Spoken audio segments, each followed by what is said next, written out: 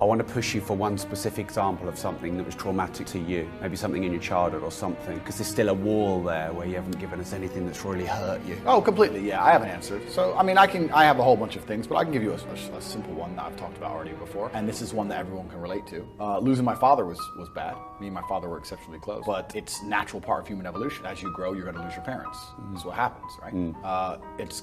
It's gonna suck, but the only alternative is that you die before them, and I think that's worse, because it's not natural, right? And there's an African proverb that says you don't become a man until your father dies, and I can confirm that to be true. That is my biggest fear in life. What I know is coming, not, you know. It's coming. Yeah. And it's sudden, and it's instant, and it's brutal. Yeah. And, but all the trauma, like all of the pain associated with that experience, it teaches you, it taught me at least. I all of a sudden almost remembered every conversation I ever had with him. I was talking to the guy every day, right? How old were you when that happened? 27. Yeah. I was talking to the guy all the time, but once he's gone, you remember all the times he was right and you didn't quite understand.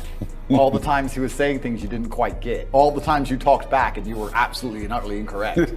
You're like, oh shit, I've been wrong this whole time, right? So it teaches you a whole bunch about yourself. And it also, for me, what it did was make it clear to me that I'm no longer a student and it's time to become a teacher. Yeah. And also my scenario with my father was very unique because he was the only person on the planet I allowed to check my thinking.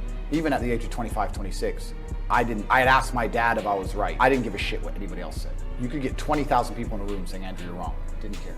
But if my dad said I was wrong, shit, I was wrong.